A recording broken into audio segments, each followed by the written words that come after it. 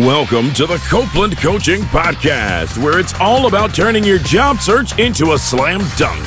Your host is Angela Copeland.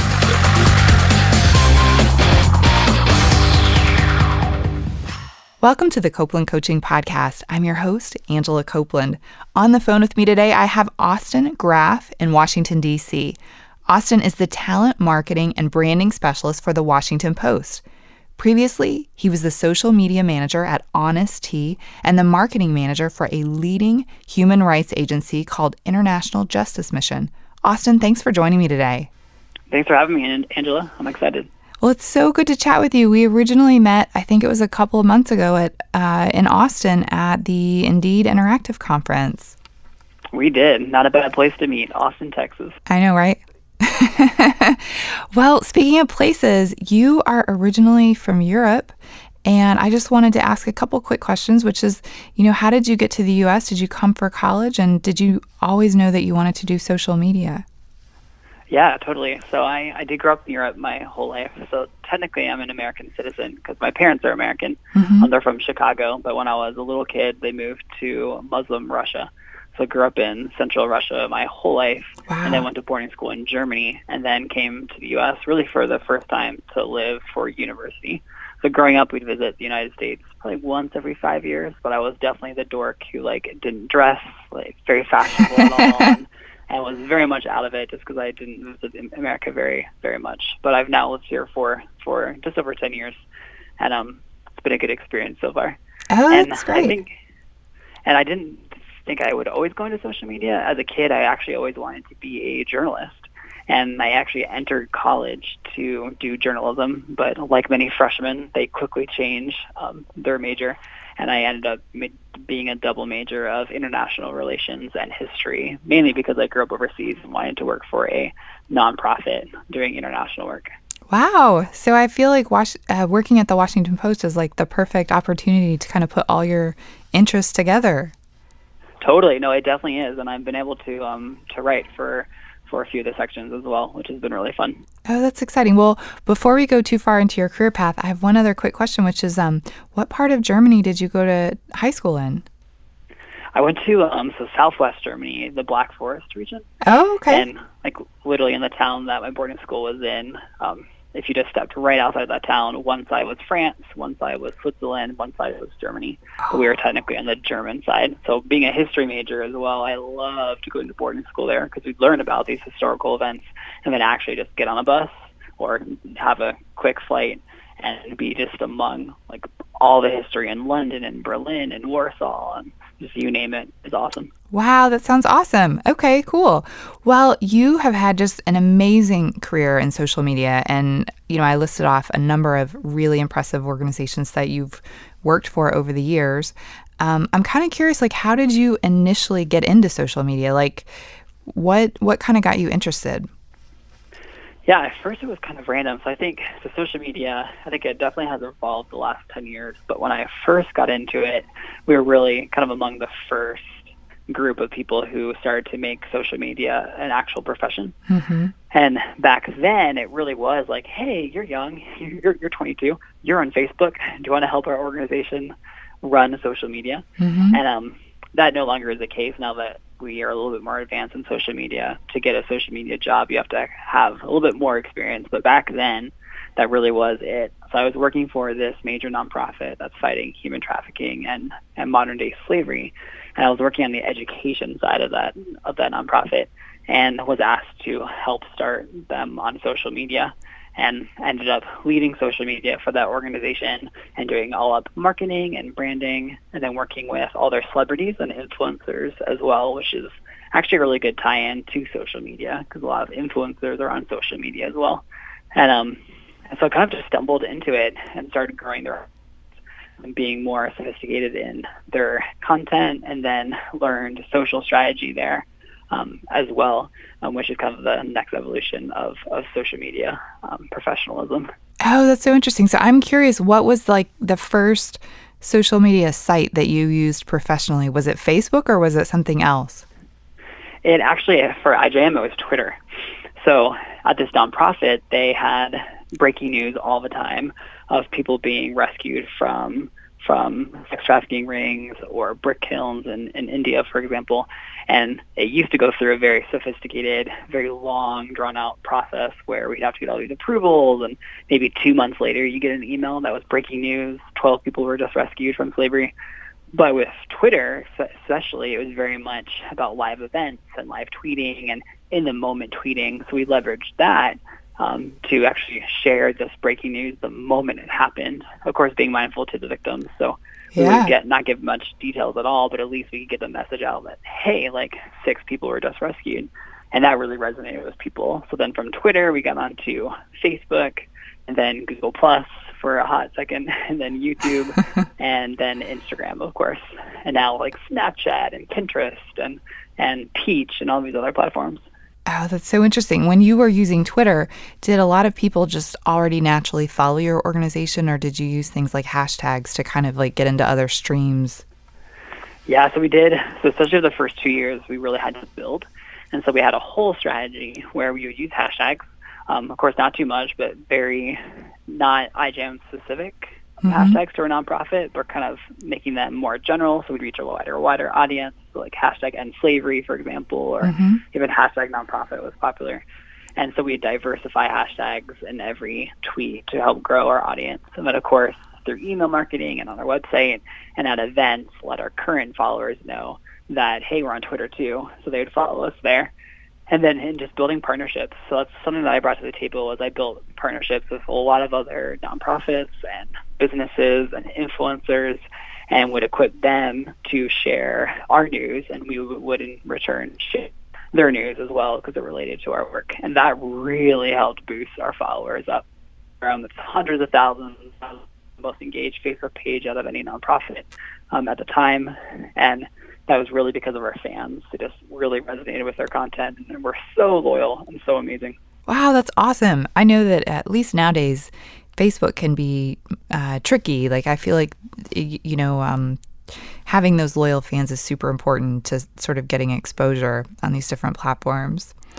It's so true. I know, especially for Facebook, we always feel like we're trying to beat the algorithm, right, which is constantly changing. Right. So organic growth and organic engagement was so big for us. Right. And then the algorithm switched, and a lot of businesses at first were penalized.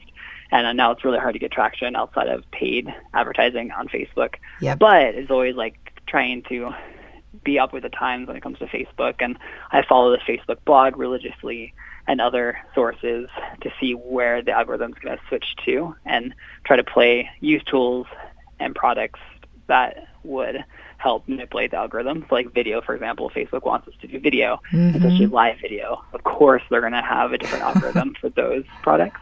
So let's do more of live, Facebook Live. Let's do more video, just so we don't have to spend so much on advertising. No, that's really smart. Well, so I feel like over the years you probably learned a ton, and I'm guessing that you probably meet a lot of people that are looking to go into social media who maybe are coming out of college themselves and aren't quite sure where to start.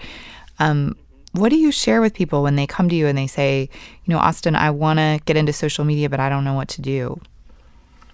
Yeah, so I think 10 years ago it was a lot easier because it really was like, hey, you're on Facebook, you're on Instagram. Please do social media for my company. Whereas now it's a little bit more advanced. There's fewer social media professionals out there. And so it really is very much metric-based now. If you want to get a job, you have to be able to prove that you can grow an audience, that you can get good engagement and be part of these campaigns. And so how do you get that experience? There are actually, social media is still, it's old enough where you need those skills to get a job, but still new enough where there's a lot of smaller businesses or even nonprofits in all of our communities that you can volunteer for, to approach them saying, hey, I'm passionate about social media. We'd love to help you work on your social media handles. And most of them are going to say yes because they need the help because they're small businesses or small nonprofits. And then just measure everything, track it all, and show that, hey, we launched this content series or this campaign, and here's the percentage of new fans, and here's our engagement rates and clicks to website, and just track that all. So then you have something to put on your resume. That is, it's still volunteer based, so it shouldn't take too much time, but at least you have some metrics to show like, hey, I've done this for a business, in my community or a nonprofit in my community and here are my results. And that's impressive to social media professionals. Absolutely. Do you find that people who are getting into social media now, are they getting more of like a college education in social media, or is it still very self-taught? Good question. I think in 10 years, I think more people will be going to college for social media marketing. There's a few programs out there, but it's still not across the board. So I think people are majoring in things like marketing or branding or digital marketing and just kind of self-teaching themselves the actual specifics on social media. There's a lot of stuff I think social media professionals love to use Google, of course.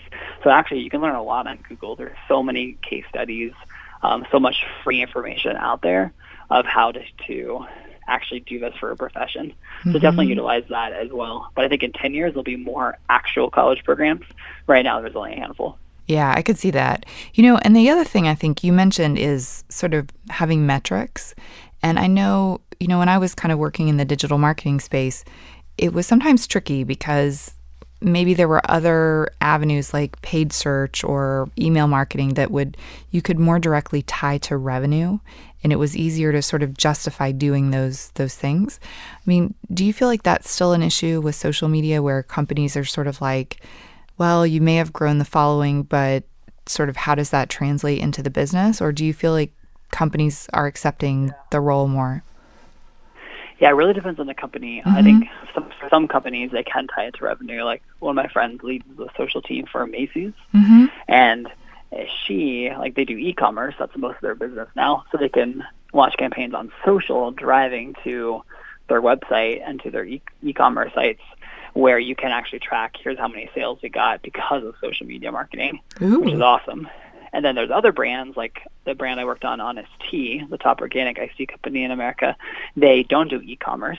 And so for us, it was really about impressions. We wanted more people to know that we're out there, our key messages, but we couldn't tie it to actual sales directly. We'd always see like a flux of here's our campaign. We launched this campaign on social, and we did increase in sales, but it wasn't as direct of a tie, so it made it a little harder for Honest Tea that they were okay with that because they realized they didn't do e-commerce. So it really depends on the company, but I would try to always know what your business goals are and try to have your social media metrics ladder up to that. And so even in my current job, like we do want to increase like subscribers of the Washington Post, for example. So how is social driving toward that? But also even in talent marketing as well, how many new applications are we getting because of social media? We can track that because we can put pixels on our links on social. So we can track that, which is nice. And that's very much part of our metrics. Oh, that's awesome. I love the idea of kind of tying what you're doing back to the company's goals. It makes it so much easier to kind of justify the importance of it, so to speak. I think the other thing that's really interesting with social media is probably, to me, the importance of sort of continuous learning, because even when you mentioned social media platforms, you said, oh, and now we have Snapchat and now we have Instagram. And how big of a part of your life is that to continuously be learning the next social media platform? Yeah, no, I think it's so important. I always tell people that there's no social media expert or guru out there, because the moment that you think you're an expert is the moment you think you've learned it all. And in a field that's constantly changing, you can like one day be an expert, the next day you're a beginner. And so it's important, I think, to have humility in social media and to know that you can always learn something new and have that mindset of curiosity. Here at the Post, something that I do is I incorporate what's called a 70-20-10 rule, where 70% of my time I want to focus on the now. The now products, so like Facebook, of course, Twitter, Instagram, all the usual suspects. And then 20% will be focused on the newer platforms or products, like video is really big right now, or Facebook Live. That's kind of a new thing. And then 10%, which in a 40-hour work week is 4 hours, which is kind of wild. Like I literally schedule it on my calendar, 4 hours a week to focus on what's next. So maybe the smaller platforms, things that aren't getting as much attention, but in 6 months could be the biggest thing. So that way it's forcing you to constantly innovate and be curious about other platforms, because you have to in social media. Oh my God, I love that. I really love it. Yesterday, actually, someone asked me, they said, what do people in technology fields do? Like, say they learn a certain computer programming languages, like, what do they do over time during their career when that language becomes outdated? And I said, I've never seen a group of people who focus on learning throughout their career more than people who work in technology, especially things related to the internet. Like, there are just so many meetup groups and information online. Like, you can never just sit back and assume you have it figured out because everyone else will pass you by. That's just part of the business. Yeah. Well, you mentioned what you do at the Washington Post. I know one thing that you do is that you manage the Post's talent, branding, and messaging strategy. And you mentioned even applications online. And I'm curious, now that you've kind of seen behind the curtain in terms of what's going on, what have you learned about that process that you maybe didn't know before? Yeah, so now that I'm in this role and I had no talent marketing experience, which was intentional of the Post to hire me, they wanted someone who came from very much a branding and social and marketing background, because you can learn kind of the talent marketing stuff, but they wanted me to apply traditional marketing and social and branding principles to the job. Mm-hmm. And I have learned a lot. I've loved it. And one of the things I didn't realize was how just much more information there is out there for job seekers. We always say that when you accept a job, you're making one of the most important life decisions with the least amount of information, which is so scary in my opinion. But with social media and just open access to information because of the internet, you can actually learn so much more about the company and their culture and what it's like to work there before you make that decision, which is great.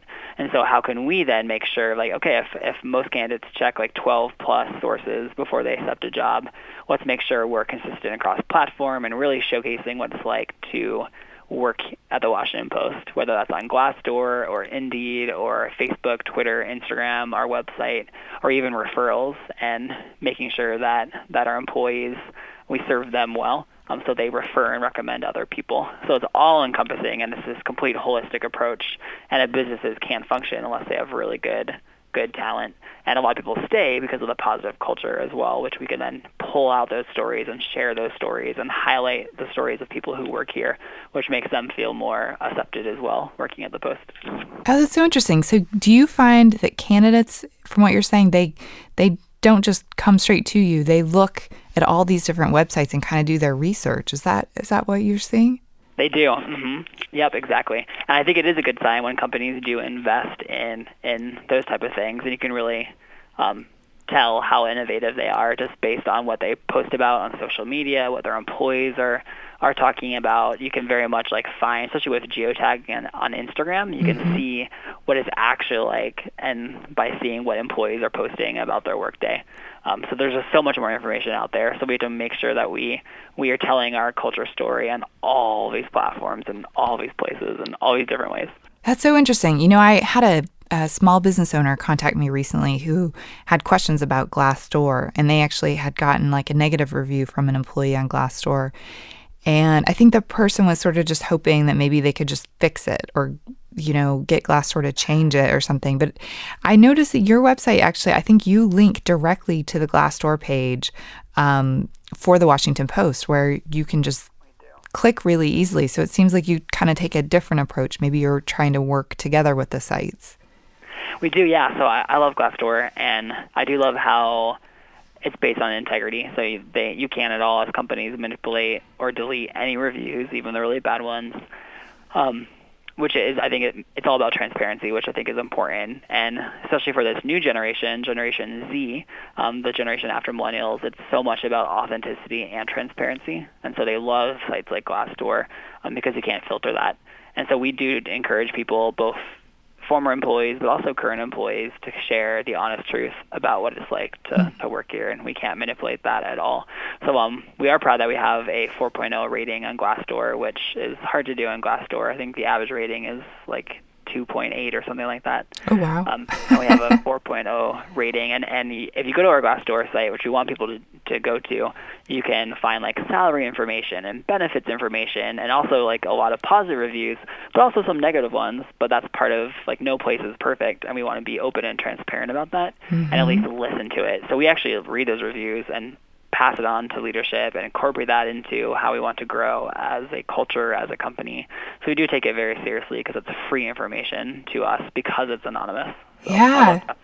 I love Glassdoor too. And I love all the data that's available, including like the salary data. I just think there's so much research that you can do. And, you mentioned that getting a job is like the biggest life decision with like the smallest information. I totally feel that way. I mean, I think of interviewing a lot like dating, and it's like when you decide to pick this company for the next like 5 years, it's almost like you're getting married to a stranger.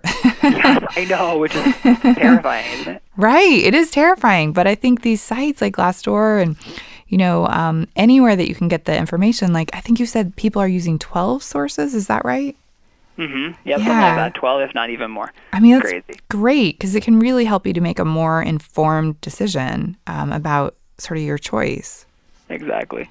Yeah, absolutely. Well, the other thing I'm curious about is that I speak to people a lot who are interested in journalism as a career. And I've kind of spoken to sort of two groups of people. One is somebody who's in college or just coming out of college, and they really dream of being a journalist at a newspaper. That's kind of one camp. The other is we actually had recently here in Memphis a huge layoff of like our largest newspaper. And I had the opportunity to do a big coaching, actually a couple of them, coaching seminars for the folks who were laid off and sort of talking to them about how to reinvent their careers, given the changes in the sort of the news industry in general. And I'm kind of curious, like based on kind of what you've seen and, your background, when you talk to people who are young that are interested in journalism, do you have guidance for them? Do you have tips or things that they should maybe think about? Yeah, so I always try just because I feel like everything is changing with technology, including media, of course, with a lot of things going to .com and digital and on the web. But I always advise that they diversify their skills and talents.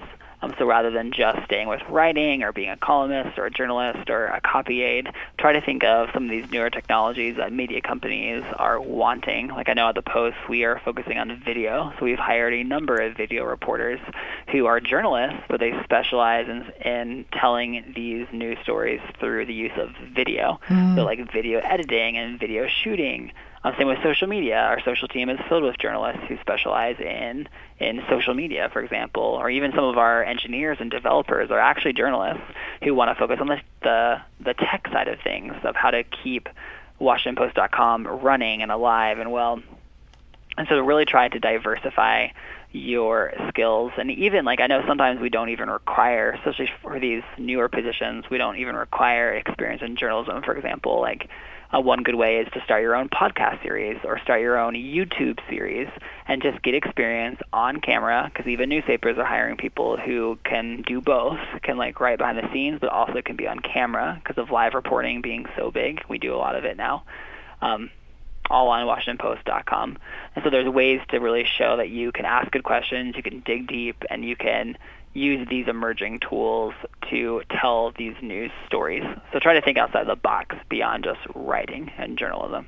I like that. You know what it makes me think of is I often kind of think of our skills. You mentioned diversification. I think of our skills in our resume. It's a little bit like an investment in ourselves. And when it comes to our real life investment, like in our retirement accounts, we always make sure that we're diversified. So if things change, we're kind of protected. And I think it's kind of similar with your work skills. Is the more sort of diverse your skill set is, the better you're prepared for the future and sort of whatever is there. I've noticed with reporters, like television reporters, for example, here in Memphis, where I'm located, they are more and more being asked to do more than they ever were before, doing things like Facebook Live, doing Twitter. Yeah, and they're expected to do it themselves. They don't have someone to like help them. Mm-hmm. Exactly. That's why you see a lot of newspapers hiring out of like broadcast, like outlets like a CNN or a Fox, for example, just because they are now required to be journalists. You're kind of required to be a jack of all trades now, to do like live reporting and video and Facebook Live and have a good Twitter presence. It takes a lot more to be a good journalist these days. Yeah, absolutely. Well, what about, so for example, with the group I mentioned who was recently laid off, many of them were writers and they had been writers for, let's say, 20 years or more, and they're excellent writers, but they're really struggling to kind of figure out what's next for them. Um, what tips would you have for someone who's coming from journalism and is maybe looking for something different? Yeah, good question. So I think try to look at what is behind your writing. So writing is kind of your skill, but there's more skills that can emerge from that. If you're a good writer, you're probably a good storyteller. And that can actually rise above just the very nature of writing. Storytelling then is your skill. And that could be applied to podcasts, for example. Like, you're a great storyteller, Angela, because you are a good podcaster. Or if on social media, it's very much about telling a story. Social media marketing is, or even just using social media personally to be a good video person, requires that skill of storytelling. So try to kind of burn down those hard skills and see what is left. And I think storytelling is what writers are good at. But that can be applied to a lot of other platforms. So again, kind of to my last point, to really think outside the box and apply those skills to these emerging technologies as well. That's really interesting. I actually am friends with a woman who previously worked at a newspaper, but she's also worked in corporate marketing, and she's an actress. And so it's totally this storytelling idea, and it's applied in all these different fields with the very same person. Oh, definitely. Like, one of my friends, he wrote a New York Times bestselling book years ago. He's a really good author, and he still writes, but he's boiled down his skills to, I'm actually a really good storyteller, and how can I help others be able to tell a good story? So now he works with businesses and nonprofits and foundations on how do you tell your story in compelling ways. So he's been able to kind of see beyond just being an author and writing books to see other ways that he can then move professionally. And he runs a whole consulting company now and makes a good living off of it. Wow, that's awesome. That's a really good example. Wow. Well, as I was kind of looking back on your career, one thing that really struck me, the Washington Post, Honest Tea, and then the Justice Mission, they're all causes or organizations that align themselves to something that I'm guessing probably aligns to your values. And I'm curious, was that a conscious decision on your part? That was, yes. So I knew my parents do nonprofit work, so I always I've always been attracted to mission-based organizations, which led me, of course, to a nonprofit, which is very much mission-based, kind of something larger than who you are.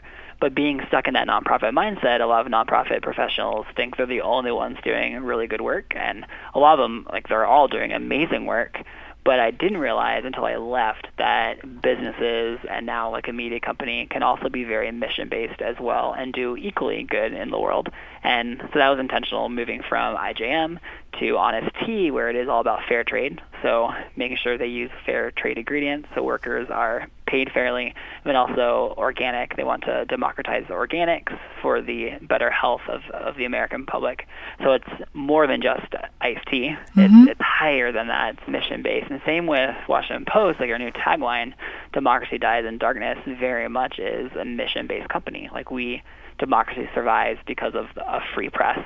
And people here really believe that, so they're willing to go the extra mile and feel like they're part of something that's larger than who we are.